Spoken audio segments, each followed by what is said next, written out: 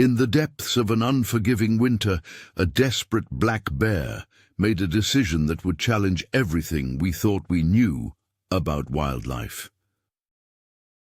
Before we jump back in, tell us where you're tuning in from, and if this story touches you, make sure you're subscribed, because tomorrow I've saved something extra special for you.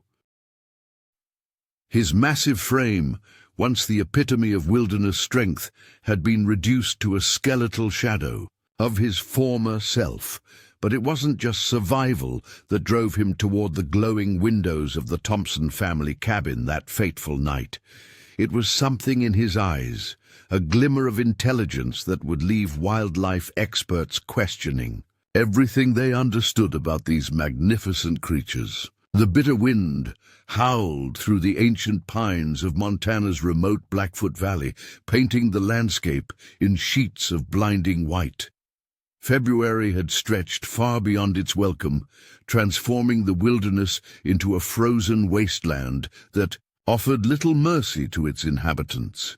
Inside their snug cabin, the Thompson family, Mark, his wife Sarah, and their teenage daughter Emma, had settled into their usual evening routine, unaware that their lives were about to intersect with one of nature's most powerful beings in an extraordinary way. The winter of 2024 had been particularly brutal, stretching food sources to their breaking point. Game was scarce, and the deep snow made foraging nearly impossible. The male bear, unusually large even in his current weakened state, had already broken protocol by refusing to hibernate. Wildlife experts would later theorize that the unseasonably warm December had disrupted his natural cycles, leaving him catastrophically unprepared for the savage winter that followed. Each step through the deep snow sent tremors of exhaustion through the bear's weakened body. His movements, once fluid and powerful, had become a desperate shuffle. The thick fur that should have protected him from the elements hung in matted patches, revealing skin stretched tight over protruding bones. His breath came in labored gasps, creating small clouds in the frigid air as he pushed forward through another punishing night of searching for sustenance. The Thompsons' cabin sat at the edge of a clearing, backing up against the dense forest that stretched for miles into the wilderness. Their closest neighbors were 5 miles away, isolation that usually brought them peace, but would soon test their courage and compassion in ways they never imagined. Mark Thompson had chosen this location for its solitude, building the cabin himself over 2 summers, incorporating every lesson he'd learned from 15 years as a wilderness guide. The family had lived there full-time for 3 years, embracing the challenges and rewards of their remote lifestyle. That evening, Sarah Thompson stood at their kitchen window, absently washing dishes while watching the snow swirl in the security lights. The scene before her was familiar: the old shed where they stored firewood, the row of wind-bent pines that marked their property line, and the endless expanse of wilderness beyond. But something felt different. The usual comfort of their snug routine had been replaced by an inexplicable tension that made the hairs on the back of her neck stand up. Emma sat at the dining table, textbooks spread before her, as she worked on her remote learning assignments. The 16-year-old had adapted well to their isolated lifestyle, developing a deep connection with the wilderness that surrounded them. Her bedroom walls were covered with wildlife photographs she'd taken herself, including several of bears observed from safe distances during summer hiking trips. Mark was in his favorite armchair, reviewing weather reports on his tablet, his forehead creased with concern at the forecast of another approaching storm. The first indication that something was wrong came from their old German shepherd Max. The dog's sudden transition from peaceful sleep by the fireplace to alert watchfulness caught everyone's attention. His ears perked forward, and a low whine escaped his throat, not his usual aggressive warning bark, but something more uncertain.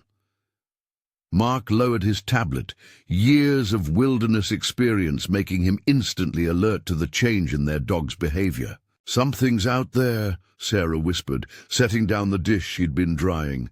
She moved closer to the window, straining to see through the swirling snow.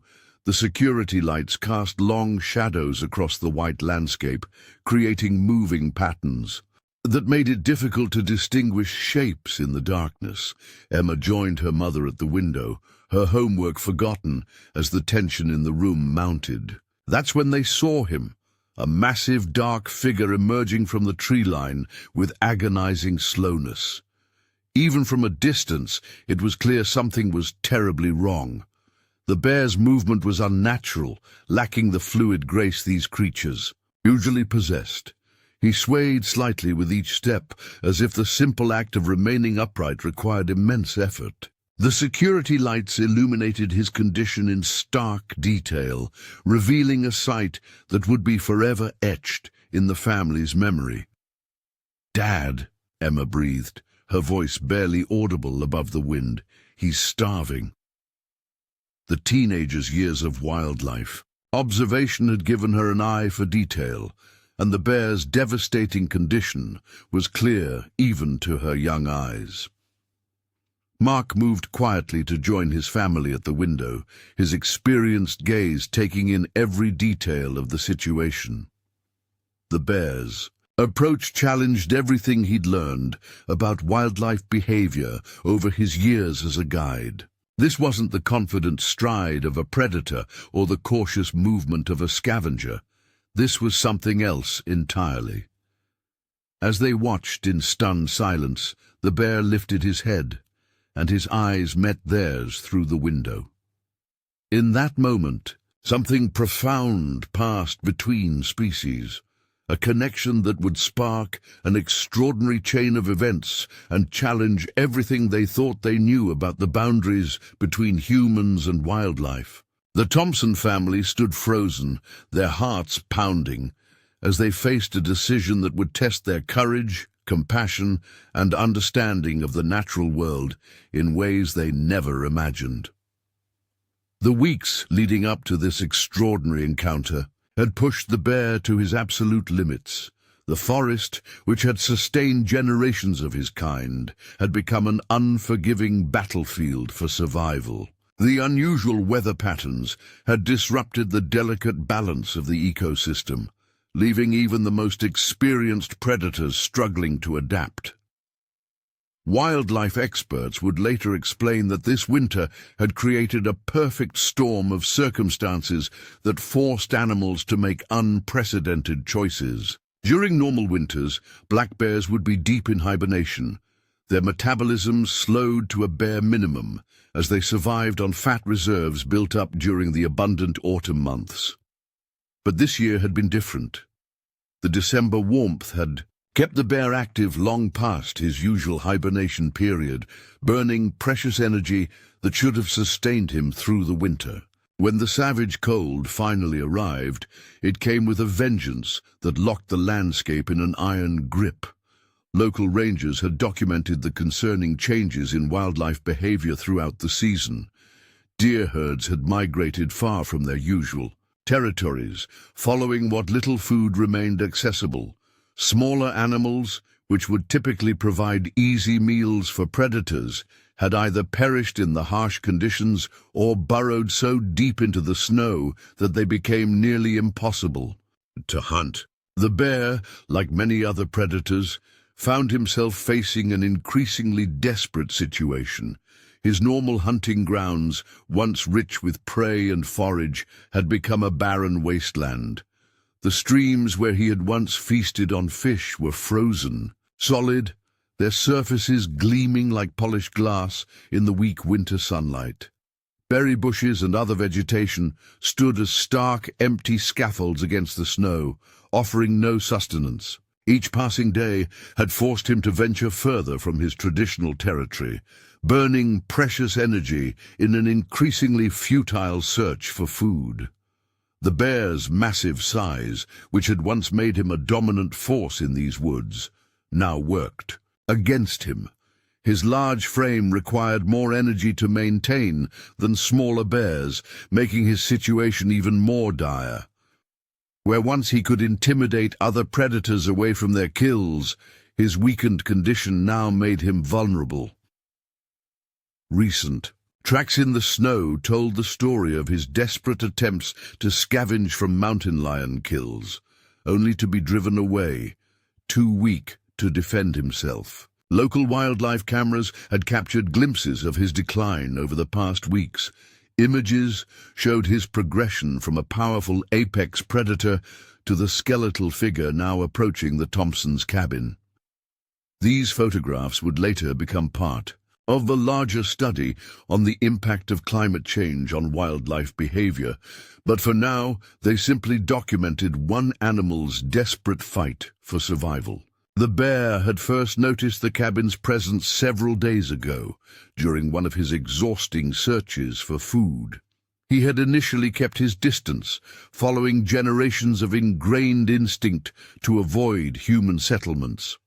But as his strength continued to fade and his options dwindled, the subtle signs of human habitation, the faint food scents carried on the wind, the warm glow of windows in the darkness, began to overcome his natural wariness. Various wildlife experts would later analyze the bear's unusual behavior, noting how extreme circumstances had forced him to override deeply embedded survival instincts.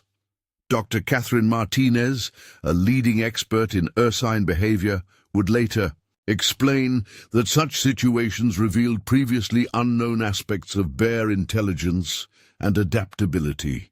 Preparing and narrating this story took us a lot of time, so if you are enjoying it, subscribe to our channel. It means a lot to us. Now back to the story. The bear's decision to approach the cabin wasn't just desperation. It showed a level of reasoning that challenged existing understanding of wildlife behavior. The day before his approach to the cabin, the bear had made one final attempt to find natural food sources. Trail cameras would later show him spending hours digging through the snow with weakening paws, searching for any hint of the autumn nuts and berries that should have been there. The footage showed him repeatedly resting between attempts, his massive body trembling with exhaustion. As darkness fell, he had made his decision. The distant lights of the Thompson cabin beckoned like a last hope in the gathering gloom. The trek to the cabin pushed him to his absolute limits. Each step through the deep snow drained more of his dwindling energy reserves. Several times he had to stop, swaying dangerously as his vision blurred from exhaustion. The wind cut through, his patchy fur like knives chilling him to the bone. Yet something drove him forward, perhaps the same survival instinct that had served his species for millennia, or perhaps something more, a glimmer of intelligence that recognized this as his last chance. Now, as he stood in the harsh glare of the security lights, his gaunt frame exposed to the family watching from within, he represented both the power and vulnerability of nature. His eyes, though dulled by exhaustion, held a spark of desperate intelligence that would come to haunt the dreams of those who witnessed this moment. The Thompson family, watching from their warm kitchen, found themselves standing at a crossroads between fear and compassion, between the comfortable separation of humans and wildlife, and something far more challenging and profound. The atmosphere inside the Thompsons' cabin crackled with tension as the family grappled with their extraordinary situation. Mark's mind raced through his years of wilderness experience, searching for any precedent for what they were witnessing. As a guide, he had encountered countless bears over the years, but never one that approached humans with such deliberate intent, nor in such devastating condition. His instincts warred between the ingrained wisdom of keeping a safe distance from wildlife and the undeniable pull of compassion that the bear's condition stirred in his heart.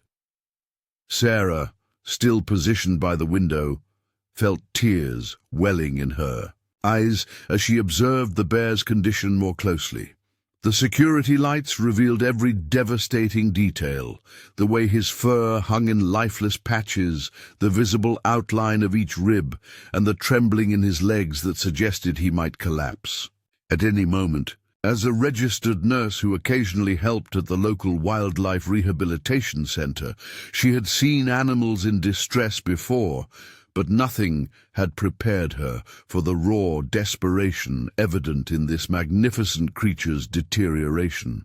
Emma's fingers flew across her phone's screen as she documented the scene, her wildlife photography experience kicking in despite the gravity of the situation. Her hands trembled slightly as she captured images that would later become crucial evidence of the bear's condition. "Dad," she whispered, her voice tight with emotion, "I've never seen one this bad. Even during that drought 2 summers ago, they weren't like this." Her extensive wildlife observations, logged meticulously in journals since their move to the cabin, gave weight to her assessment.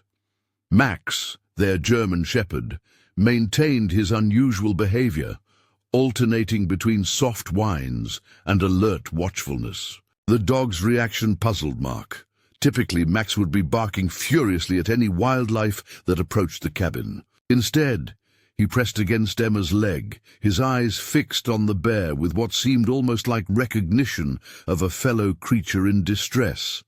This unexpected response from their usually protective dog added another layer of uniqueness to an already extraordinary situation. "We need to call someone," Sarah said, breaking the tense silence. "Fish and wildlife, or maybe that rehabilitation center over in Missoula." She reached for her phone, but stopped short as Mark placed a gentle hand on her arm. "The roads are completely snowed in," he reminded her softly. "Even if we could get someone out here, it would take hours. Look at him, he doesn't have hours." The latest storm had left them effectively isolated, their quarter-mile driveway buried under feet of snow that even their rugged truck couldn't navigate. The bear swayed dangerously on his feet, and for a moment the family held their collective breath, certain he would collapse. Somehow he managed to stay upright, but the effort clearly cost him. His massive head drooped, and his breathing became visibly labored, creating small clouds in the freezing air. The security lights caught, the frost forming on his fur, evidence of how long he had been exposed to the brutal elements. Emma, who had been rapidly scrolling through her phone's research archives, spoke up with urgent concern. "His body temperature must be dangerously low," she said, her voice shaking. "Everything I've read says bears this malnourished can't regulate their temperature properly, between the starvation and the cold." She left the sentence unfinished, but its implications hung heavy in the air. The teenager's extensive wildlife research, initially a hobby, but now increasingly sophisticated, lent authority to her words. The family's decision-making window was rapidly shrinking. The bear's condition was visibly deteriorating even as they watched, and the weather forecast on Mark's abandoned tablet warned of another temperature drop approaching.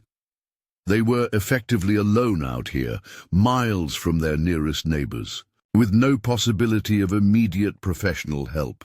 Whatever they decided would have to come from their own resources and judgment. "We have those emergency protein packs in the storage room," Emma suggested tentatively, referring to the high-calorie supplements they kept for their own wilderness expeditions, "and the dried fish from last summer's catch." Her voice gained strength as she continued. "Dad, remember what Dr. Reynolds said at the wildlife seminar last year? About how starvation cases need to be handled differently from regular wildlife encounters." Sarah moved to the kitchen, her nurse's training kicking in as she mentally inventoried their supplies. "We have honey, nuts, and that batch of beef. Jerky I made last month," she added, her mind already calculating nutritional values and portions. The family's well-stocked pantry, usually a simple necessity of their remote lifestyle, suddenly represented a potential lifeline for the struggling creature outside their window. Mark remained silent, his experienced eyes never leaving the bear as he weighed their options. Every wildlife training course, every official guideline, and every wilderness safety protocol advised against feeding bears under any circumstances. The potential consequences were serious, not just for them, but for the bear's future interactions with humans. Yet as he watched the magnificent animal struggle to remain standing, swaying like a ghost of his former power, Mark recognized that this situation had moved beyond standard protocols. They were witnessing something unprecedented, and perhaps it called for an unprecedented response. The tension in the cabin reached a breaking point as Mark finally turned to face his family. His weathered face, usually calm and decisive, reflected the internal struggle between years of wilderness training and the overwhelming pull of compassion. "If we do this," he said slowly, measuring each word, "we need to be smart about it. This isn't just about tonight. Whatever we decide will have consequences for both the bear and any humans he might encounter in the future." Sarah nodded, already pulling supplies from their pantry with practiced efficiency. Her nursing background had taught her that in crisis situations, proper procedure sometimes needed to yield to immediate survival needs. "We can document everything," she suggested, her mind racing ahead to potential ramifications. Emma's photos, detailed notes of his condition, our observations. We can make sure there's a record of why this was an extraordinary circumstance. Emma had positioned herself at their desktop computer, rapidly pulling up every available resource on emergency wildlife feeding. Her fingers flew across the keyboard as she cross-referenced scientific papers and wildlife rehabilitation guidelines. "According to Dr. Martinez's research," she called out, "severely malnourished bears need to start with easily digestible, high-calorie foods. Too much protein too fast could be dangerous." Her years of self-directed wildlife study were proving invaluable in this crucial moment. Mark moved to their mudroom, retrieving the emergency gear they kept for their own wilderness expeditions. His hands found the high-calorie protein supplements, specialized equipment designed for survival situations. These were meant for human emergencies, but tonight they might serve a different kind of rescue. He also grabbed their most powerful flashlight and the air horn they kept for wildlife encounters, knowing they needed to maintain some safety protocols even in this extraordinary situation. The bear outside had managed to lie down in the snow, his massive body seeming to deflate as his remaining strength ebbed away. The security lights cast harsh shadows across his emaciated frame, making his condition appear even more desperate. His eyes remained fixed on the cabin's windows, but the intelligent spark they had observed earlier was dimming, replaced by an exhausted glaze that alarmed the family. "We need to create a safety barrier," Mark announced, his guide experience kicking in as he formulated a plan. "Emma, get the rope from the shed storage. Sarah, help me move the picnic table. We can use it as a kind of feeding station, close enough to reach, but far enough to maintain some distance." The family moved with purpose, each understanding the gravity of their decision and the importance of executing it carefully. The bitter wind cut through their winter gear as they stepped onto the porch. Emma's teeth chattered as she filmed their preparations, determined to document every aspect of this unprecedented situation.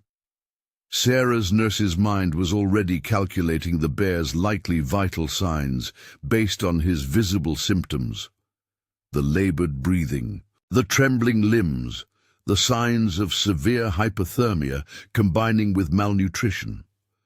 Mark's experience told him they had minutes, not hours, to act. The bear's condition was deteriorating rapidly, the cold sapping what little strength remained in his massive frame. Using the rope Emma had retrieved, they created a makeshift barrier system, establishing clear boundaries between their planned feeding station and their living space. The family worked in synchronized efficiency, their countless hours of wilderness experience evident in their coordinated movements. Inside, Sarah prepared the first feeding attempt with medical precision. Honey was warmed slightly to make it more palatable and energy accessible. The protein supplements were broken into manageable portions. She added some of their dried fish, knowing the familiar food might be more appealing to the bear's natural instincts. Everything was arranged on a large, sturdy tray that could be quickly placed and retrieved. The entire process took less than 15 minutes, but to the family watching the bear's labored breathing, it felt like hours. Emma continued to document everything, her camera capturing both the bear's desperate condition and their careful preparations. Her steady narration, recorded in whispers, would later provide crucial context for wildlife authorities. Subject appears severely malnourished, showing signs of hypothermia and exhaustion. Estimated weight loss more than 40% based on visible bone structure and muscle deterioration. Mark made one final check of their safety measures before nodding to Sarah. "Remember," he cautioned, "no sudden movements. We place the food and retreat immediately. Emma, stay on the porch with Max, ready with the air horn if needed." The family had practiced emergency protocols dozens of times, but never for a situation quite like this. Their wilderness experience was being put to the test in ways they never imagined. The bear's eyes tracked their movements with desperate intensity as they emerged from the cabin. Despite his weakened state, his focus never wavered from the tray Sarah carried. The security lights caught the frost crystallizing on his fur, a stark reminder of how long he had been exposed to the brutal elements. The family's breath created small clouds in the freezing air as they executed their careful plan, each movement measured and deliberate. This moment, captured in Emma's steady documentation, would later be analyzed by wildlife experts around the country. The footage would show not just a family helping a desperate animal, but a carefully orchestrated response that balanced compassion with safety, immediate need with long-term consequences. What they didn't know, as they placed that first offering of food, was that their actions would spark a debate about wildlife interaction protocols and challenge traditional approaches to human-animal boundaries. The first feeding attempt unfolded like a carefully choreographed dance, Sarah moving with the measured precision she'd learned through years of emergency room work, placed the tray at the designated spot while Mark stood guard, flashlight beam, steady on the bear's position. Emma continued filming from her protected position on the porch, her hands remarkably steady despite the adrenaline coursing through her body. Even Max seemed to understand the gravity of the moment, maintaining his unusual quiet vigilance. The bear's reaction exceeded all their expectations. Despite his desperate condition, he didn't rush for the food, a behavior that would later intrigue wildlife experts studying Emma's footage. Instead, he watched them retreat with what appeared to be calculated patience, his dark eyes following their movements until they reached the safety of the porch. Only then did he begin his painful journey toward the offering, each step clearly costing him tremendous effort. "Look at his gait," Emma whispered into her phone's recording, her voice thick with emotion. Severe muscle wastage, evident in hip and shoulder movement. Possible frostbite damage to paw pads based on irregular weight distribution. Her amateur wildlife observations had evolved into surprisingly professional documentation over the years, but nothing had prepared her for recording something of this magnitude. The family watched in tense silence as the bear reached the feeding station. His movements, though desperately hungry, maintained a strange dignity. He started with the honey, his trembling tongue lapping at the warm liquid with careful, measured motions. Sarah nodded approvingly. The simple sugars would provide the quickest energy boost to his failing system. The protein supplements followed, each one consumed with deliberate care that seemed almost human in its restraint. "He's eating like he knows he needs to pace himself," Mark observed quietly, his experienced eyes noting every detail of the bear's behavior. This isn't just instinct, he's showing remarkable intelligence. The bear's methodical approach to the food, prioritizing easily digestible items and taking small, controlled portions, demonstrated a level of awareness that would later become a focal point of scientific discussion. Sarah's medical training helped her recognize the signs of improvement even in those first few minutes.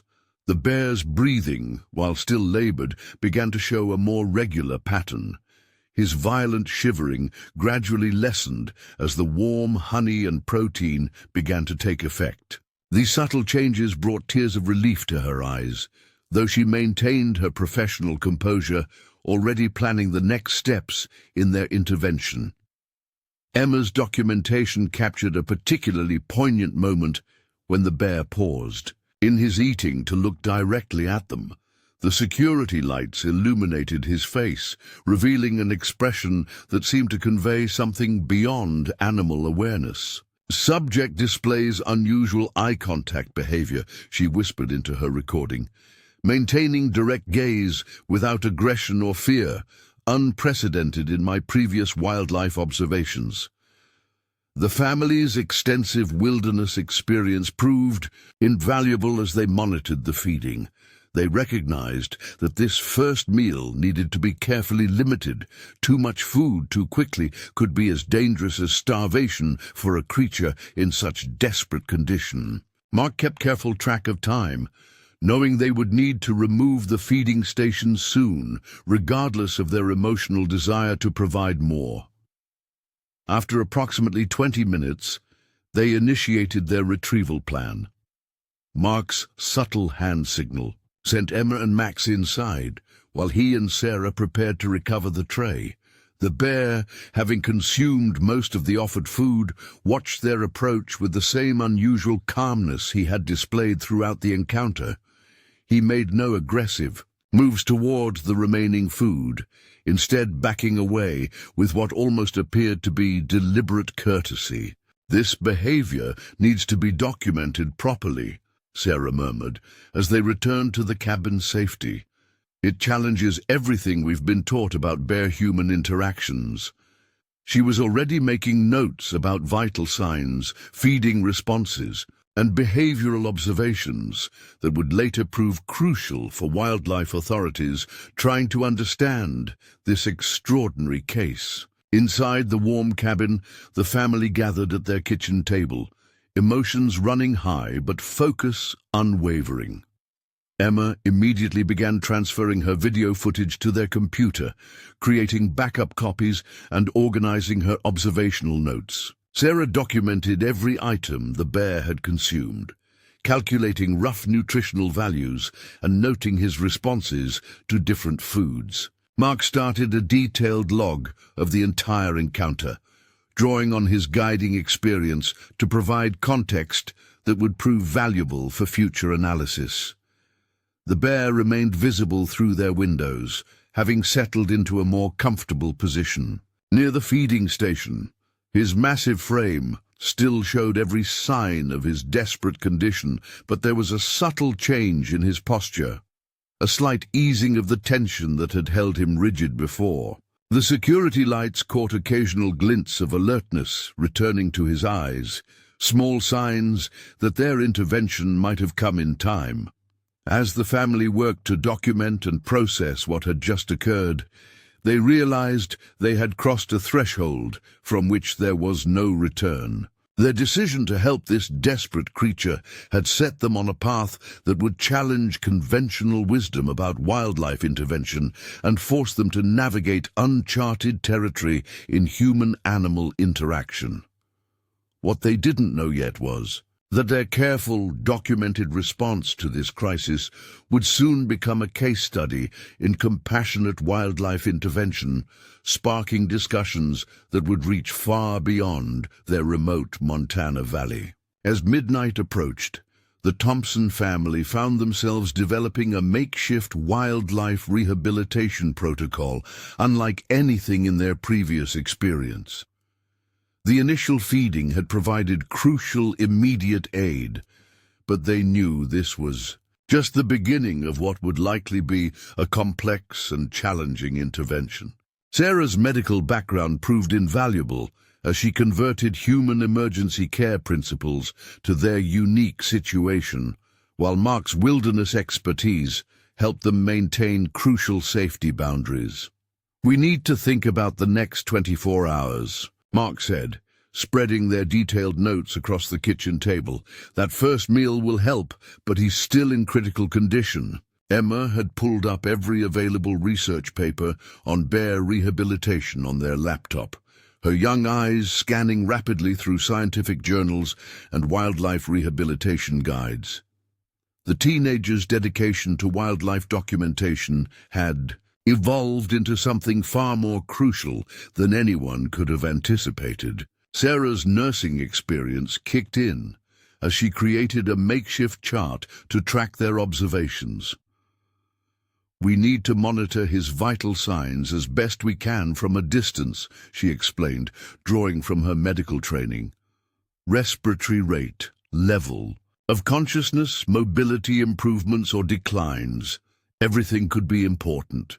Her professional instincts, honed by years in emergency medicine, adapted seamlessly to this unprecedented situation. The bear remained visible through their windows, having settled into what appeared to be an exhausted sleep near the former feeding station. His massive body still showed every sign of his desperate condition, but his breathing had become more regular, a small but significant improvement that Sarah noted carefully in their logs. The security lights cast enough illumination for them to monitor his condition, while Emma's high-quality camera captured time-lapse footage that would prove invaluable for later analysis. Mark's satellite phone suddenly buzzed, breaking the focused quiet. It was Tom Redford, a wildlife biologist friend who had received Emma's initial text about their situation. Despite the late hour, Tom had immediately reached out, recognizing the extraordinary nature of their encounter. "You're doing the right thing," he assured them, his voice crackling through the speaker. "This isn't just about saving one bear. What you're documenting could help us understand how wildlife adapts to climate change." The conversation with Tom provided crucial validation and additional guidance. He encouraged them to continue their careful documentation while offering specific advice about nutrition and monitoring. "The fact that he's showing this level of intelligence in approaching humans for help, it's unprecedented," Tom explained. "Every detail you can record could be vital for understanding these adaptations." Emma had set up a sophisticated recording system, using their home security cameras and her own wildlife photography equipment to maintain constant surveillance. Her years of self-taught wildlife photography were paying off in unexpected ways as she captured crucial behavioral details that might otherwise have been missed. "Look at how he positions himself to conserve body heat," she noted, pointing to her monitor. "He's deliberately using the cabin's wind shadow."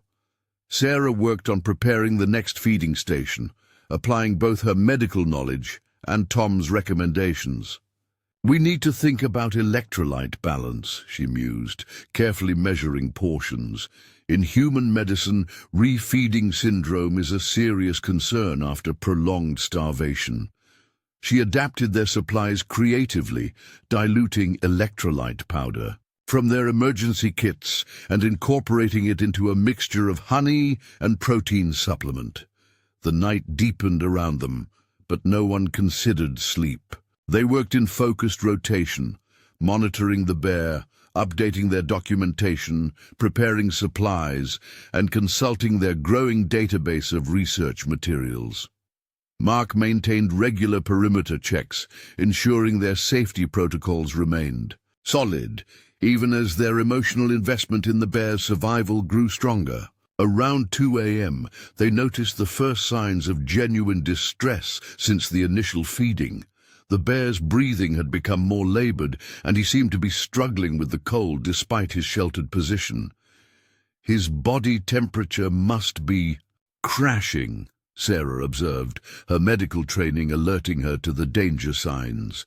Without adequate body fat, he can't maintain proper temperature in these conditions.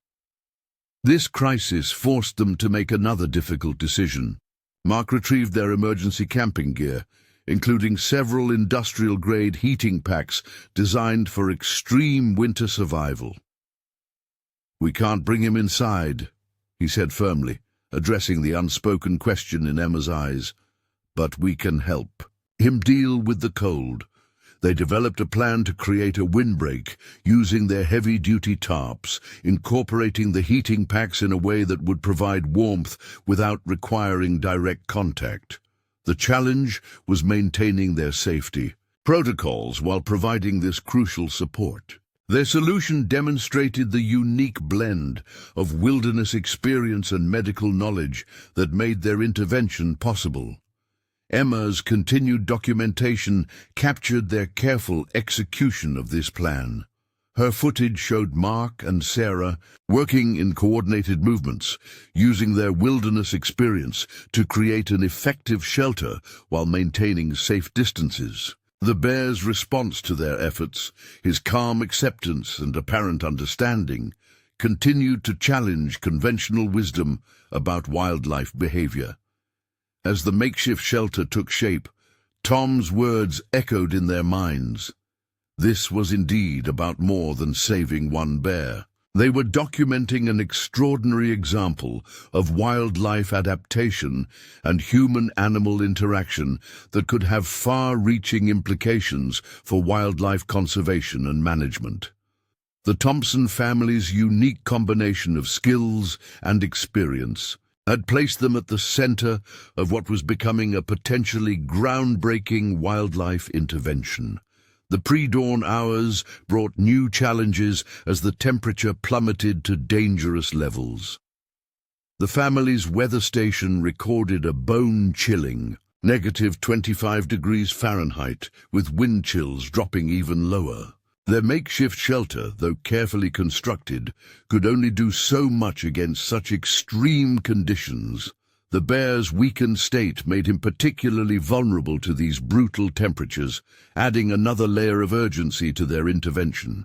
Emma's surveillance system captured the first signs of dawn, the grainy night vision footage transitioning to reveal the stark reality of their situation in the cold morning light. The bear had managed to sleep fitfully, his massive body curled tightly against the wind barrier they had created.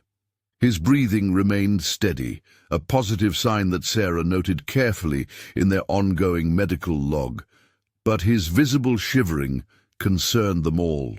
"Core body temperature is critical right now," Sarah explained, as she prepared the morning feeding station. She had adapted their approach based on the night's observations, incorporating more warm liquids and energy-dense foods. In human medicine, we see how hypothermia can complicate recovery from malnutrition. The same principles apply here, even if the scale is different. Her medical knowledge continued to prove invaluable as they refined their intervention strategies. Mark had spent the early hours on the satellite phone with a growing network of wildlife experts who had learned of their situation.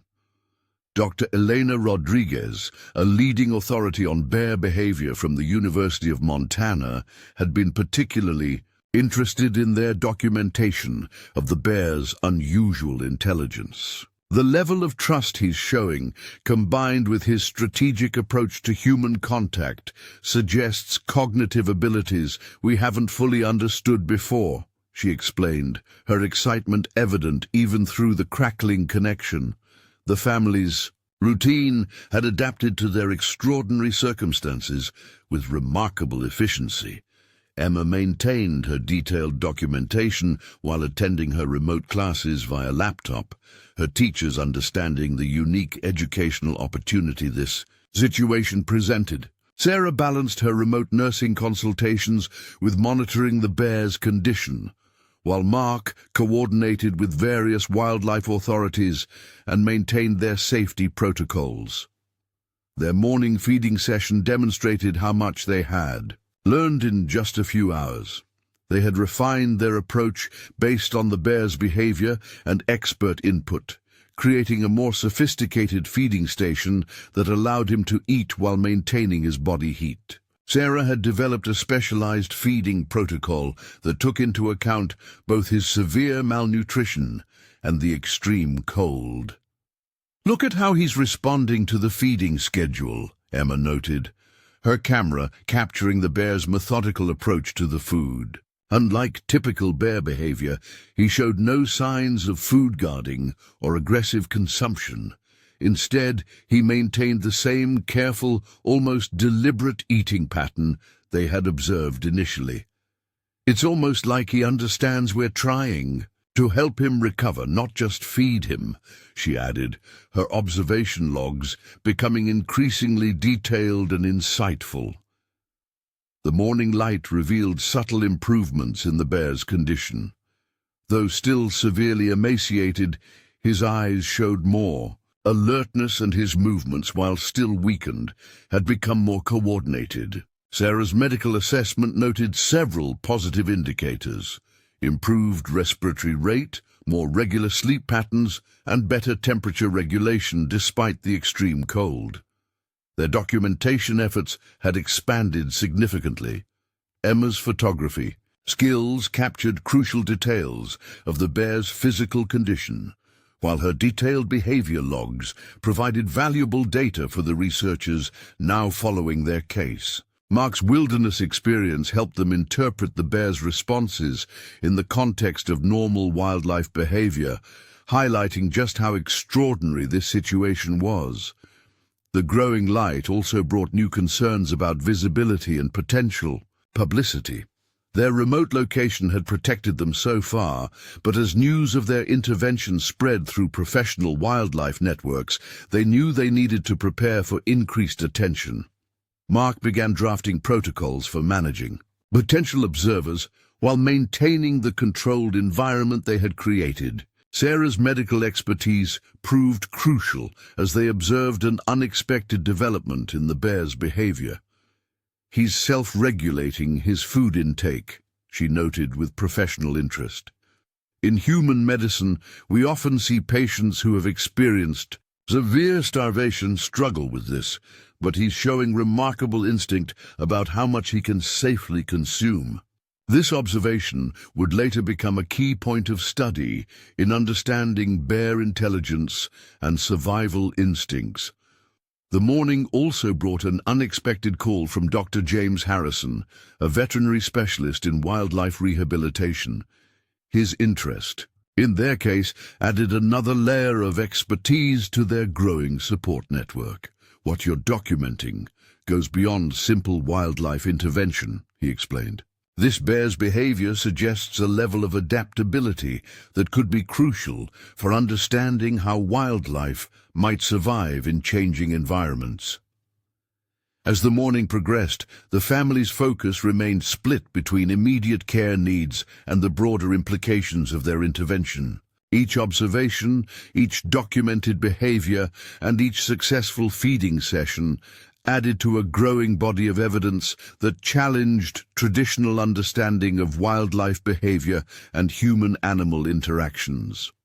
The Thompson family's unique combination of skills and expertise had placed them at the center of what was becoming a significant wildlife research opportunity. even as they focused on the immediate goal of helping one desperate creature survive. By mid-morning, the Thompsons' remote cabin had transformed into an impromptu wildlife research station. Their kitchen table disappeared under notebooks, laptops, and medical logs, while Emma's sophisticated camera setup provided continuous monitoring of their unusual patient. The bear's presence had catalyzed an extraordinary convergence of scientific interest, with experts from various fields contributing remotely to their intervention efforts. News of their situation had begun spreading through professional wildlife networks, leading to a flood of calls and messages from researchers eager to learn more. Dr. Rodriguez had coordinated a virtual team of wildlife experts who now provided round-the-clock consultation. Their satellite internet connection, usually used for Emma's remote schooling and Sarah's telehealth work, became a crucial link to this growing network of scientific support. "The data you're collecting is unprecedented," Dr. Harrison explained, during a video conference that included researchers from 3 universities. "The combination of your daughter's behavioral documentation, your wife's medical insights, and your wilderness expertise is providing a unique perspective on bear intelligence and adaptation." The family's living room had become a virtual lecture hall, with experts analyzing every aspect of their intervention. Sarah's medical experience continued to prove invaluable as they refined their care protocols. She had adapted human medical monitoring techniques to their unique situation, creating detailed charts, tracking everything from the bear's respiratory patterns to his feeding responses. "In emergency medicine, we often talk about the golden hour," she explained to the research team. "Here, we're seeing how critical those first intervention decisions were in stabilizing his condition." Emma's documentation had grown increasingly sophisticated. Her natural talent for wildlife photography, combined with her careful observation skills, produced footage that amazed even seasoned researchers. She captured subtle behavioral changes that might have gone unnoticed by less attentive observers. The way the bear positioned himself to maximize sun exposure, his careful conservation of energy, and his remarkably intelligent responses to their feeding schedule. The bear's behavior continued to challenge conventional wisdom. Rather than becoming dependent or aggressive, he maintained a respectful distance, while clearly communicating his needs through body language and eye contact. "He's demonstrating remarkable social intelligence," noted Dr. Catherine Chen, a cognitive wildlife behaviorist who had joined their virtual research team. "His ability to navigate this human interaction while maintaining his wild nature is extraordinary." Mark's wilderness experience helped them maintain crucial safety protocols, even as their emotional investment in the bear's survival deepened. He established clear boundaries for their intervention, ensuring that their desire to help didn't compromise the bear's natural instincts or their own safety. His expertise helped them strike a delicate balance between compassionate care and wildlife preservation. Around noon, they observed a significant milestone in the bear's recovery. For the first time since his arrival, he initiated a grooming session, carefully cleaning his fur and examining his paw pads. "This is a crucial sign," Dr. Harrison explained over the video link. "Self-grooming indicates he's moving beyond mere survival mode. His body is beginning to redirect energy to normal maintenance behaviors." The family's documentation captured this moment in detail. Emma's cameras recorded the methodical way the bear attended to his coat, while Sarah's medical notes tracked the improvement in his energy levels and coordination. These observations would later become key evidence in understanding the recovery patterns of severely malnourished wildlife. Their intervention had also begun attracting attention from climate Scientists interested in how wildlife adapts to changing environmental conditions. The unusual weather patterns that had contributed to the bear's crisis provided valuable data about how large predators might respond to environmental stress. Dr. Michael Foster, a climate adaptation specialist, joined their virtual consultations to discuss the broader implications of their observations.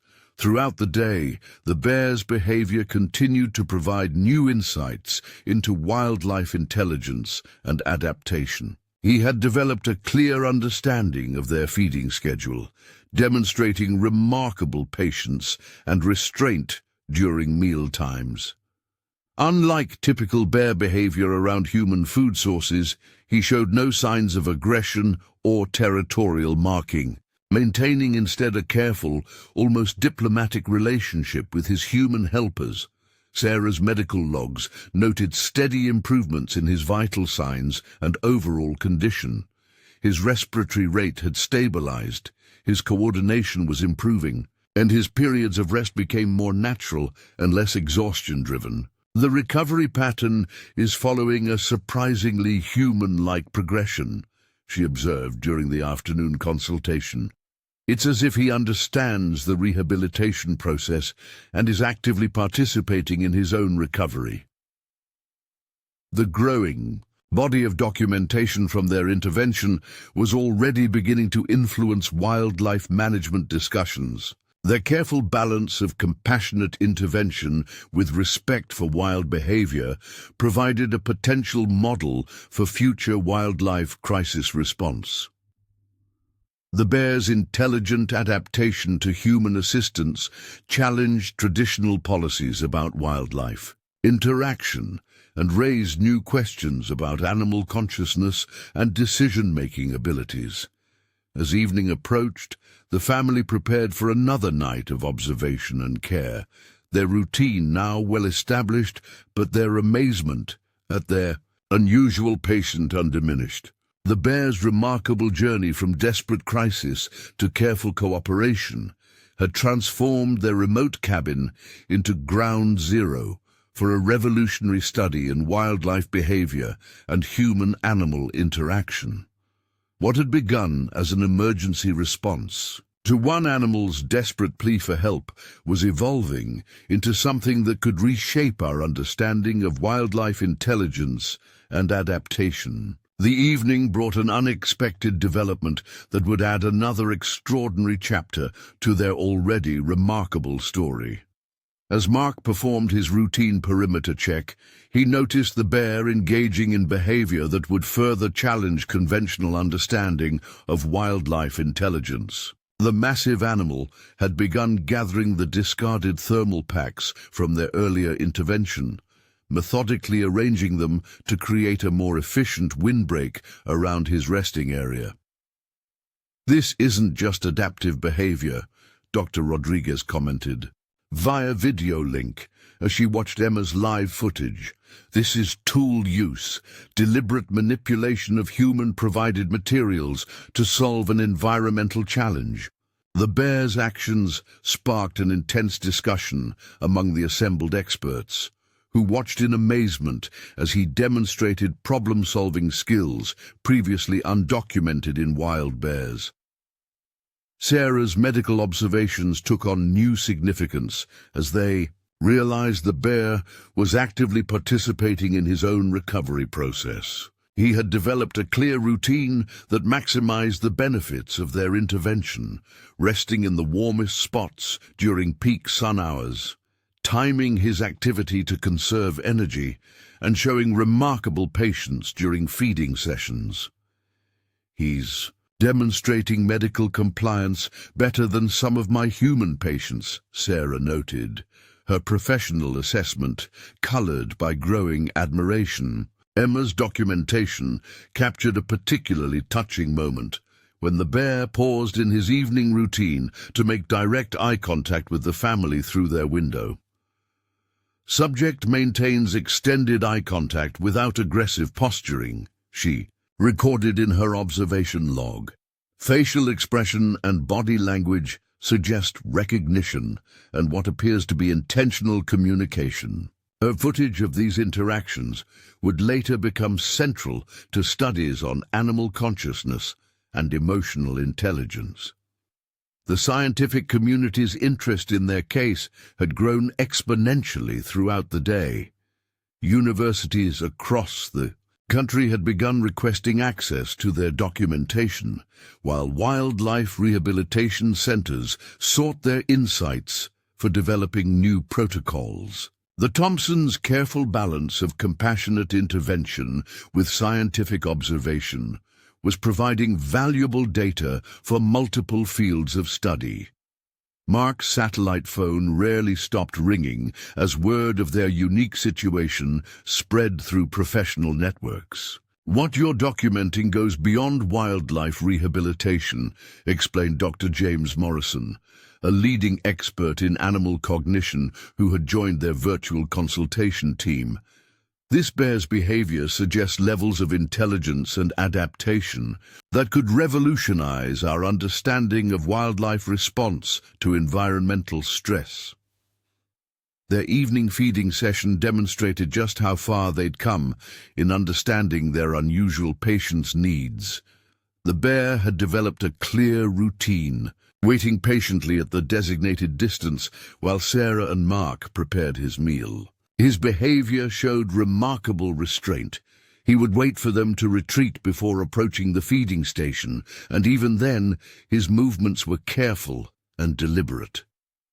"Look at how he's prioritizing the food items," Emma observed, her camera capturing every detail. "He's selecting based on nutritional need, not just caloric content." The bear's methodical approach to feeding, choosing easily digestible foods first and gradually moving to more complex nutrients, supported their growing understanding of his intelligence.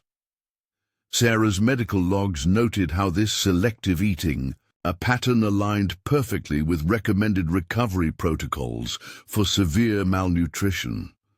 The family's documentation efforts had expanded to include thermal imaging, which provided crucial data about the bear's improving body temperature regulation. These readings, combined with Sarah's careful monitoring of other vital signs, showed steady progress in his physical recovery. "His body is responding to treatment exactly as we'd hoped to see in a medical rehabilitation setting," she explained, during the evening consultation. As night fell, their cabin's warm lights cast a gentle glow over the snow-covered clearing where their extraordinary patient had made his temporary home. The bear's massive form, still gaunt but notably stronger than the day before, was visible in the security lighting as he settled into his carefully maintained shelter. His presence had transformed their remote homestead into the center of a groundbreaking wildlife study that promised to challenge long-held beliefs about animal intelligence and human-wildlife interaction. The evening's virtual conference with their growing team of expert consultants focused on analyzing the day's observations. Each piece of data, from Emma's detailed behavioral notes to Sarah's medical assessments, added to their understanding of this remarkable situation. The bear's demonstrated intelligence, his careful cooperation with their intervention efforts, and his apparent understanding of the recovery process suggested capabilities far beyond what was previously attributed to wild animals. Their discussion was interrupted by a soft whine from Max, their German shepherd, who had maintained his unusually calm vigilance throughout this extraordinary situation. The dog's attention was focused on the bear, who had risen from his rest spot and was making his way toward the cabin with deliberate steps. The family watched, cameras rolling, as their unusual patient initiated another interaction that would add to their growing documentation of his remarkable intelligence and adaptation. The scene unfolding before them would provide yet another piece of evidence in their groundbreaking study of wildlife behavior and cognitive ability. As the bear approached the edge of their established safety boundary, his movements and posture suggested not just intelligence, but a sophisticated understanding of the complex relationship that had developed between him and his human helpers. The bear's evening approach to the cabin revealed yet another layer of his extraordinary intelligence. Instead of coming to the usual feeding station, he moved to a spot directly within view of their main window and began what appeared to be a deliberate display of his physical condition. He turned slowly, allowing the security lights to illuminate his body from different angles, almost as if he was intentionally showing them the areas where his condition had improved. "This is remarkable self-awareness," Dr. Rodriguez commented. Through the video link, her voice filled with barely contained excitement. "He's not just acknowledging our help, he's actively participating in his health assessment." The bear's behavior suggested a level of cognitive sophistication that challenged existing theories about animal intelligence. Emma's cameras captured every moment of this unprecedented display, her steady hands belying her emotional response to the bear's apparent communication attempt. Sarah quickly retrieved her medical charts, comparing the visible changes in the bear's condition with their documented observations. "The improvement in muscle tone is already noticeable," she noted, her professional eye catching subtle changes that might have escaped others. "Even the way he's moving shows better coordination and energy conservation." Her medical expertise helped translate these observations into valuable data for their growing research database. Mark observed the scene with a wilderness guide's trained eye, noting how the bear maintained perfect awareness of the established boundaries while conducting his self-presentation. "He's demonstrating an understanding of our safety protocols that goes beyond simple conditioning," he explained to their virtual research team. "This is deliberate cooperation with human-established parameters." This observation would later become a key point in developing new guidelines for wildlife interaction protocols. The family's documentation system had grown increasingly sophisticated. Over the past 24 hours, Emma's primary camera captured the main footage, while secondary cameras recorded from different angles, providing comprehensive coverage of the bear's behavior. Their thermal imaging equipment, initially set up to monitor body temperature, now provided valuable data about his improving metabolism and energy efficiency. During this evening's display, they noticed something they hadn't seen before. The bear was actively showing them his paw pads, which had been severely damaged by his desperate journey through the frozen wilderness. "He's seeking medical attention," Sarah realized, her nursing experience helping her interpret this behavior. "He's literally showing us where he needs help." This observation led to an immediate consultation with Dr. Harrison about potential treatments they could provide without compromising the bear's wild nature. The virtual research team watched in amazement as the bear continued his methodical self-presentation. Dr. Chen, the cognitive behaviorist, was particularly excited by the implications. This level of interactive communication suggests not just intelligence, but theory of mind, an understanding that humans can help address his specific needs. This goes far beyond what we typically attribute to wild animals. Emma's detailed logs captured every aspect of this new behavior. "Subject demonstrates intentional communication through body positioning and maintained eye contact," she recorded, her young voice steady despite her obvious emotion. "Movement patterns suggest deliberate presentation of physical condition, with particular emphasis on areas showing improvement or requiring attention." Her documentation was becoming increasingly valuable to the researchers studying their case. The bear's behavior had evolved significantly from his desperate arrival just 24 hours earlier.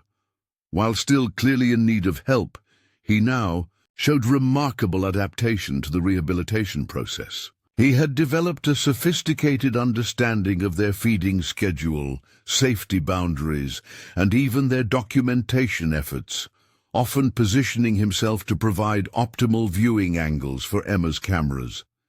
Sarah's medical observations noted how this cognitive engagement positively affected his physical recovery. Active participation in the healing process often accelerates recovery in human patients, she explained during their evening consultation. We're seeing the same principle at work here, but with a level of intelligence we never expected from a wild animal. Her medical insights were helping bridge the gap between human rehabilitation protocols and wildlife recovery strategies. The evening's display concluded with another unprecedented behavior. The bear retreated to his sheltered area, but remained positioned where they could easily observe him, maintaining what appeared to be a cooperative stance toward their monitoring efforts.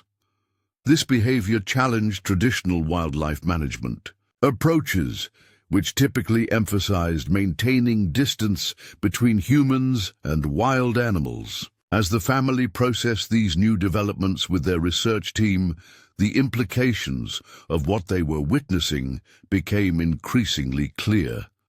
Their intervention had evolved from an emergency rescue into a groundbreaking study of wildlife intelligence and adaptation. The bear's sophisticated responses to their help, his apparent understanding of the rehabilitation process, and his remarkable communication attempts were providing insights that could revolutionize our understanding of wildlife behavior and human-animal interaction. The day's events had added another extraordinary chapter to their unfolding story, providing new evidence of the remarkable intelligence and adaptability of wildlife when faced with crisis. As darkness settled over their remote cabin, the family prepared for another night of observation, knowing that each new interaction with their unusual patient could bring further revelations about the untapped cognitive abilities of wild animals. The next morning brought unexpected media attention to their remote sanctuary. Despite their efforts to keep the situation contained within professional networks, the extraordinary nature of their intervention had begun attracting broader interest. Local news outlets had somehow caught wind of the story, and the family's satellite phone was now buzzing with requests for interviews and information. Mark took charge of managing this new challenge, drawing on his experience as a wilderness guide to craft careful responses.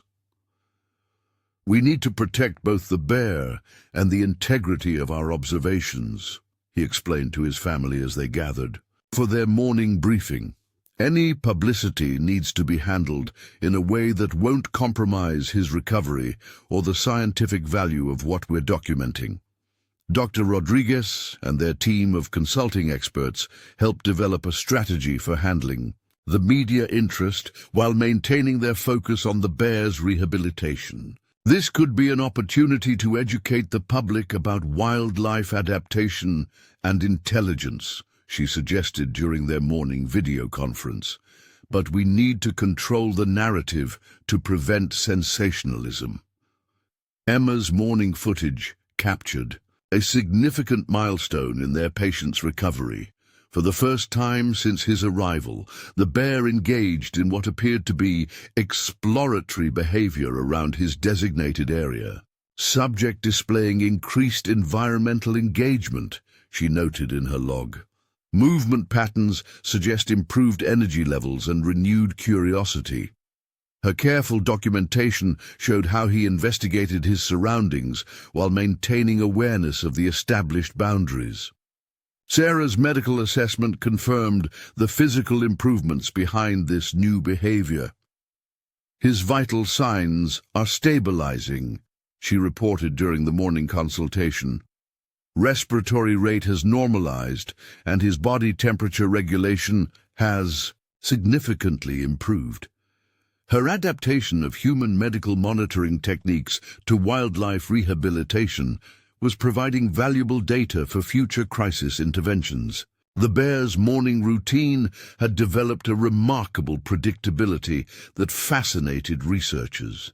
He would begin with gentle stretching exercises, behavior that Sarah noted was optimal for rebuilding muscle strength. Then he would perform what the family had come to call his health check presentation, positioning himself for their observation before the morning feeding session. "The level of routine he's established is extraordinary," Dr. Chen commented as she watched the morning footage. "This isn't just adaptation to feeding times. It's active participation in a rehabilitation program." The bear's apparent understanding of the recovery process continued to challenge conventional wisdom about wildlife behavior. Their morning feeding session demonstrated further evolution in their unusual patience behavior. The bear had begun using specific vocalizations to communicate with the family, different from any typical bear sounds recorded in previous studies. These soft, almost conversational rumbles occurred only during their interactions, suggesting a sophisticated attempt at cross-species communication. Local wildlife photographer Thomas Anderson, carefully vetted by Mark, was allowed to document the feeding session from a safe distance. His professional images would later provide crucial visual evidence of the bear's remarkable recovery progress, while his artistic eye captured the extraordinary bond that had developed between the wild animal and his human helpers. "Look at his posture," Thomas whispered, as he photographed the bear's interaction with the feeding station. "There's no aggression, no fear, just calculated cooperation." His images captured the deliberate grace of the bear's movements, the intelligent awareness in his eyes, and the remarkable trust he displayed while maintaining his wild nature. Sarah had refined their feeding protocol based on the bear's improving condition. "We're transitioning to foods that require more active feeding behaviors," she explained to the research team. "It's important to reinforce natural foraging instincts as his strength returns." Her medical background helped them balance the immediate needs of recovery with long-term rehabilitation goals. Emma's documentation now included detailed mapping of the bear's movement patterns throughout their property. "He's creating deliberate pathways," she noted, showing the research team her compiled data.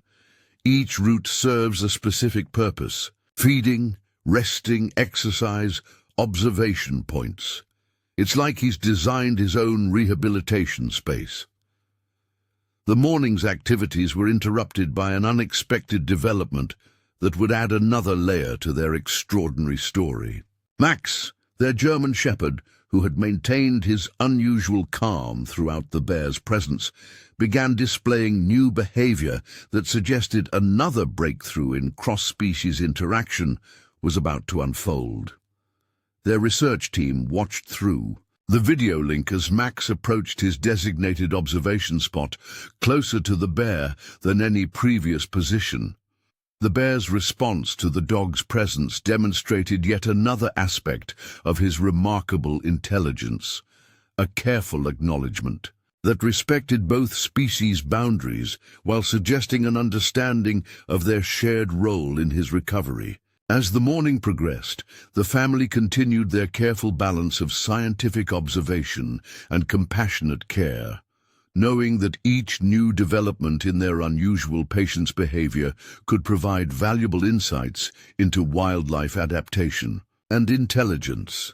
The bear's remarkable journey from desperate survival to active participation in his own recovery was reshaping our understanding of what was possible in human-wildlife interaction. The growing media interest in their story had an unexpected positive effect, drawing attention from wildlife conservation organizations across the country. The Thompson family's careful documentation of their intervention was providing compelling evidence for the need to revise traditional wildlife management protocols. Their experience demonstrated that, in extraordinary circumstances, carefully managed human intervention could succeed without compromising an animal's wild nature.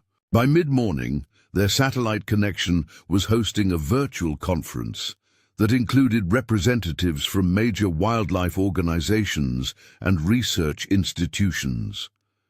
Dr. Elizabeth Warner, director of the National Wildlife Conservation Institute, led the discussion about the broader implications of their observations. "What you're documenting goes beyond rehabilitation," she explained. "This could fundamentally change how we understand wildlife adaptation in crisis situations." Emma's morning footage captured a particularly significant interaction between Max and the bear. The German shepherd had maintained his position near the bear's territory, and their unusual patient had begun mimicking the dog's relaxed posture. Interspecies behavioral mirroring, Dr. Chen noted with excitement. "This suggests sophisticated social cognition we've never documented in wild bears before." Sarah's medical observations took on new significance as they noticed the bear actively seeking sunlight during specific times of day. "He's demonstrating an understanding of natural healing processes," she explained during the morning consultation. "This kind of deliberate behavior in support of recovery is typically associated with much higher orders of intelligence."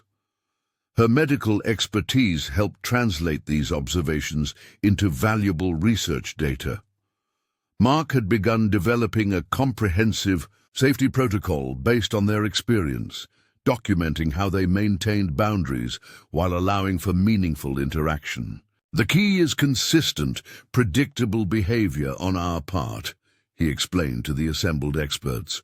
"The bear has shown remarkable ability to understand and respect established patterns of interaction." The family's documentation system had evolved to include new metrics for measuring cognitive development. Emma had created a sophisticated behavioral checklist that tracked everything from problem-solving attempts to communication initiatives. "Subject demonstrates increasing complexity in interaction strategies," she noted, as they watched the bear methodically organize his feeding area, creating separate spaces for different activities. Local wildlife authorities, initially skeptical of their intervention, had become strong supporters after reviewing their documentation. "This case is rewriting our understanding of wildlife crisis response," admitted Regional Wildlife Director Robert Hayes during his first visit to their property. His presence added official sanction to their efforts while providing another layer of professional observation. The bear's physical improvements were becoming more evident with each passing hour. His movements showed increasing strength and coordination, while his fur had begun regaining its natural shine. Sarah's medical logs documented these changes. With professional precision, patient demonstrates marked improvement in muscle tone and energy efficiency. Recovery rate exceeds typical expectations for severe malnutrition cases. Their morning feeding session revealed another breakthrough in the bear's rehabilitation. Instead of waiting passively for food, he had begun performing what appeared to be deliberate demonstrations of his improving condition before each meal. "It's almost like he's providing progress reports," Dr. Rodriguez observed through the video link. "This level of self-awareness and communication is unprecedented." The research team was particularly intrigued by the bear's continued use of the thermal packs and wind barriers. He had refined his shelter arrangement, creating a sophisticated system that maximized heat retention while allowing for observation of his surroundings. This demonstrated not just tool use, but an understanding of environmental management that challenged existing theories about bear intelligence. Emma's cameras captured a touching moment when the bear paused in his morning routine to watch a group of chickadees at the family's bird feeder. Instead of displaying predatory interest, he observed them with what appeared to be genuine curiosity. Subject shows capacity for non-survival focused attention, she recorded, suggesting cognitive bandwidth beyond immediate needs. The morning's documentation included thermal imaging that showed significant improvement in the bear's body temperature regulation. Sarah's analysis of this data provided valuable insights into recovery patterns in severely compromised wildlife. The speed of physiological adaptation suggests remarkable resilience when proper support is provided, she noted during their medical review. Mark's wilderness expertise helped them interpret subtle changes in the bear's behavior that indicated improving health. His sensory awareness is sharpening, he observed, as they watched their patient investigate his surroundings. Notice how he's beginning to show interest in environmental details beyond his immediate survival needs. This return of natural curiosity marked another important milestone in his recovery. As the morning progressed, their growing database of observations and documentation was beginning to paint a picture of wildlife intelligence and adaptation that would have far-reaching implications for conservation and wildlife management. The bear's remarkable journey from desperate survival to sophisticated interaction with his human helpers was providing insights that could revolutionize our approach to wildlife in crisis. Their careful balance of scientific observation and compassionate intervention had created a model that could inform future wildlife rescue efforts. Each new development in their patients' behavior added to a growing body of evidence, suggesting that traditional assumptions about wildlife intelligence and adaptation needed serious reconsideration. As their extraordinary intervention entered its third day, the signs of transformation in their unusual patient became increasingly evident. The bear's physical recovery, while still far from complete, had progressed beyond their most optimistic expectations. His once skeletal frame had begun showing the first signs of healthy weight gain, and his movements displayed a strength and confidence that seemed impossible just days ago. The morning brought a particularly meaningful milestone when the bear initiated what appeared to be a deliberate greeting ritual with the family. Emma's cameras captured the moment he approached their kitchen window at his usual breakfast time, but instead of simply waiting for food, he performed what Dr. Rodriguez would later describe as a sophisticated social interaction sequence. He's establishing a formal communication protocol, Dr. Chen observed through their video link, her excitement evident even through the satellite connection. This isn't just conditioned behavior. He's creating a structured method of interaction. The bear's systematic approach to morning communication included specific body postures, maintained eye contact, and what appeared to be intentional demonstrations of his improving condition. Sarah's medical logs noted how this behavioral development corresponded with improving physical markers. His vital signs are now consistently within normal ranges, she reported during their morning consultation. The coordination between his physical recovery and cognitive engagement suggests an integrated healing process that we typically associate with higher-order mammals. Mark's wilderness experience helped them interpret the broader implications of these changes. He's not just recovering physically, he explained to their research team.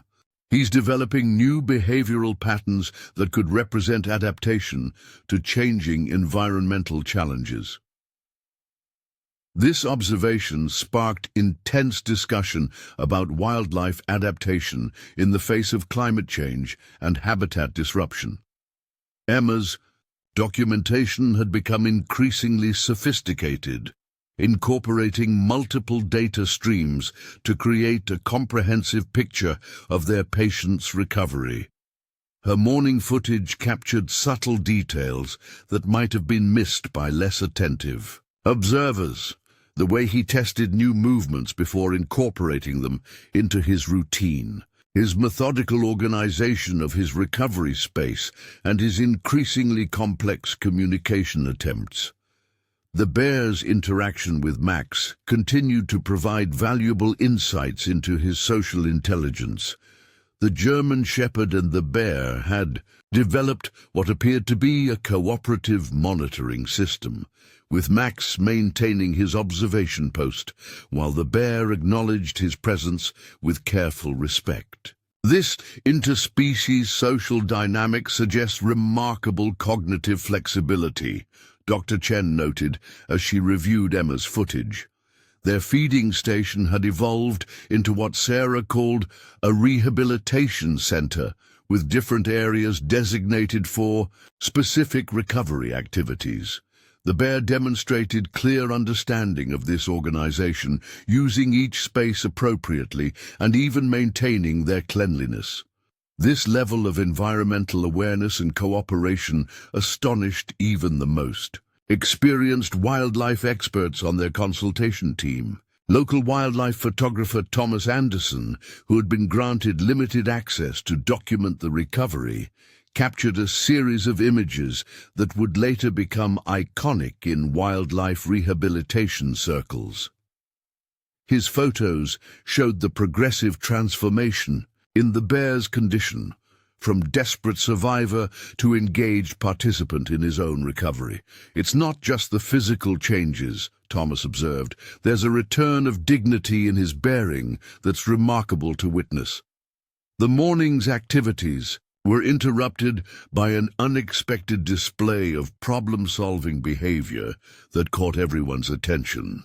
When one of the thermal packs shifted out of position, the bear used a series of carefully coordinated movements to reposition it without damaging the material. This demonstrates tool use and environmental manipulation that we've never documented. In wild bears, Dr. Rodriguez explained to the assembled research team, Sarah's medical assessment of this behavior added another layer of significance. He's not just using tools, she noted. He's maintaining his therapeutic environment with clear understanding of its purpose. Her medical background helped translate these observations into valuable data about cognitive development during rehabilitation. The family's documentation system now included detailed tracking of the bear's daily routine, showing how he had developed a sophisticated schedule that maximized the benefits of their intervention. He allocated specific times for feeding, exercise, rest, and what appeared to be deliberate social interaction with his human caregivers. This level of self-organization challenged existing theories about wildlife behavior and adaptation. Their growing database of observations was attracting attention from cognitive researchers beyond the wildlife field. Dr. James Morrison, a specialist in animal intelligence, had joined their morning consultation to discuss the implications of their findings. What you're documenting suggests cognitive capabilities that bridge the gap between wild and social intelligence, he explained. This could revolutionize our understanding of animal adaptation. As the morning progressed, their careful documentation continued to reveal new aspects of their patient's remarkable recovery. Each observation, each captured moment, added to a growing body of evidence that suggested wildlife intelligence and adaptation were far more sophisticated than previously understood. The bear's journey from desperate survival to engaged rehabilitation, participant was providing insights that could transform our approach to wildlife conservation and crisis intervention. The turning point in their extraordinary intervention came during the late afternoon of the third day. The bear, now showing remarkable improvement in both physical condition and cognitive engagement, began displaying behavior that suggested he was preparing for his return to the wild. His movements had taken on a new purpose, and his attention increasingly turned toward the forest that bordered their property. "He's demonstrating readiness behaviors," Dr. Rodriguez observed through their video conference as she watched Emma's live footage. "This is exactly what we hope to see in successful wildlife rehabilitation, the natural instinct to return to their environment, reasserting itself as they recover." The bear's behavior provided a perfect model of how wildlife rehabilitation should progress, maintaining wild instincts even while accepting human assistance. Sarah's final medical assessment showed remarkable improvement across all measured parameters. "His vital signs have stabilized completely," she reported, reviewing her detailed medical logs.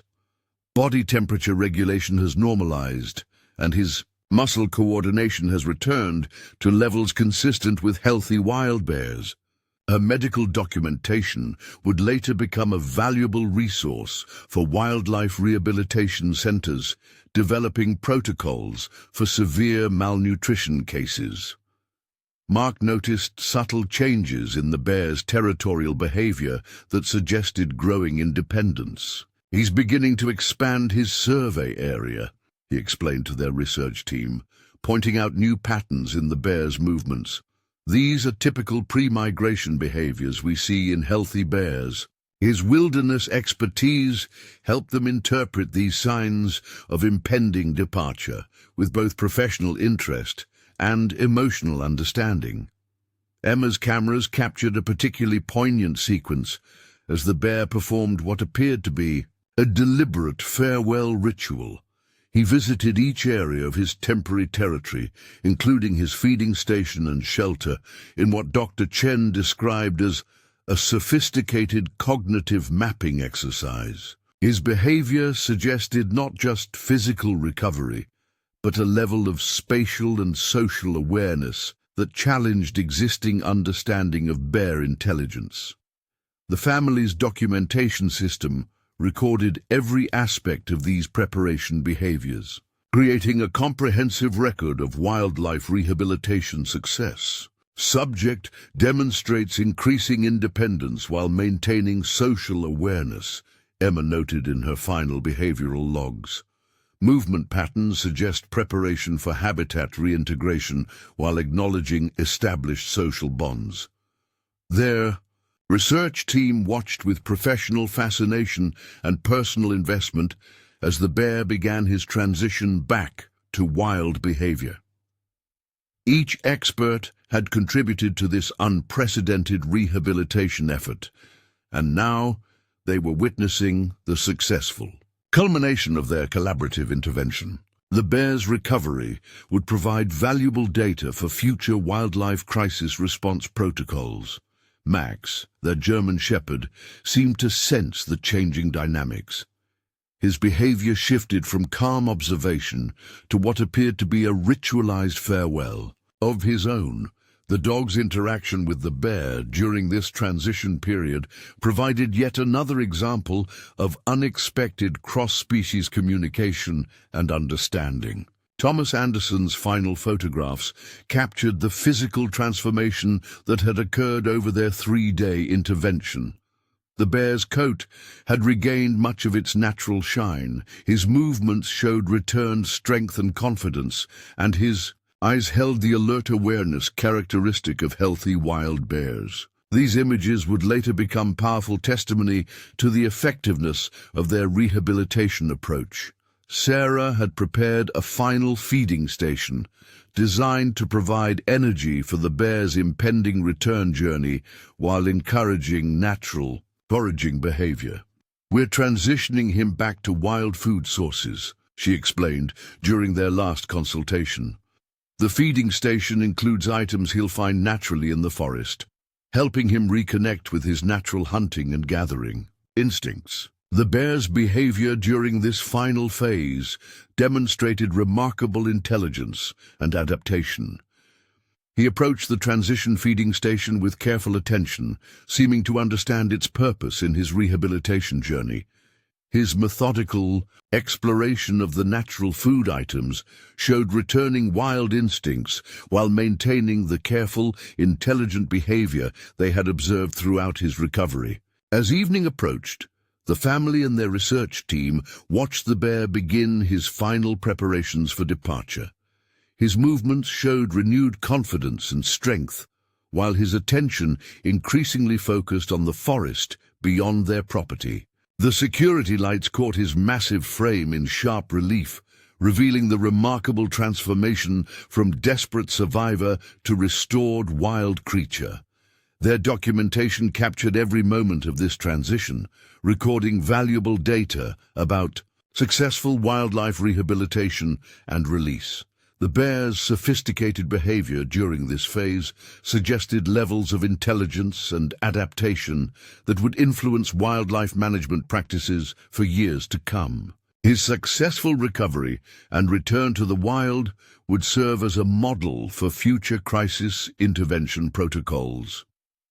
The family's extraordinary intervention was drawing to a close, but its impact on wildlife conservation and rehabilitation practices was just beginning. Their careful documentation, combining medical expertise, wilderness experience, and sophisticated behavioral observation, had created a valuable resource for understanding wildlife adaptation and intelligence in crisis situations. As darkness settled over their remote Montana property, the Thompson family gathered at their kitchen window for what they somehow knew would be their final evening with their extraordinary patient. The bear had spent the last hour methodically organizing his temporary territory, a behavior that Dr. Rodriguez explained was typical of animals preparing for a significant journey. His movements were purposeful, displaying a strength and confidence that seemed miraculous compared to his desperate arrival just days before. "Look at how far he's come," Emma whispered, her camera steady as she documented these final moments. Her young voice carried the weight of their shared experience, 3 days that had transformed not only the bear, but their understanding of wildlife intelligence and adaptation. The footage she had captured would go on to influence wildlife rehabilitation practices across the country, providing evidence of possibilities that many had never imagined. Sarah reviewed her final medical notes with professional precision, though her eyes occasionally betrayed her emotional investment in their patient's recovery. "His transformation defies standard medical expectations," she explained during their final video conference. "The speed and completeness of his recovery, combined with his remarkable cognitive engagement in the process, suggests capabilities we never fully understood before." Mark stood quietly, his years of wilderness experience helping him recognize the signs of imminent departure. The bear's behavior displayed all the markers of a healthy wild animal preparing to return to its natural habitat. "He's not just leaving," Mark observed to their research team. "He's completing a successful rehabilitation process with full awareness of his recovery journey." The bear's farewell demonstration exceeded even their highest expectations of his intelligence. He approached the cabin one final time, positioning himself in clear view of their window. His posture and movement suggested what Dr. Chen would later describe as deliberate ceremonial behavior, a sophisticated acknowledgement of the relationship that had developed during his recovery. Their German shepherd, Max, took up his observation post one last time, maintaining the remarkable calm that had characterized his interaction with their unusual patient. The dog's behavior throughout their intervention had provided unexpected insights into cross-species communication and cooperation, adding another layer to their groundbreaking documentation. Emma's final footage captured a moment that would later become iconic in wildlife rehabilitation circles. The bear's last direct eye contact with the family, a gaze that seemed to carry understanding and what many would interpret as gratitude. Subject maintains extended eye contact with clear cognitive engagement, she recorded, her voice steady despite the emotion of the moment. Behavior suggests sophisticated social awareness and intentional communication. The research team watching through their video link remained silent as the bear began his departure. His movement toward the forest displayed none of the desperation that had marked his arrival. Instead, his powerful frame moved with the fluid grace of a healthy wild animal, his restored strength evident in every step. The security lights caught his massive form as he paused at the forest's edge, creating an image that Thomas Anderson's camera captured for posterity. As the bear disappeared into the darkness of the forest, the Thompson family knew they had been part of something extraordinary. Their intervention had not only saved a desperate creature, but had provided groundbreaking insights into wildlife intelligence and adaptation.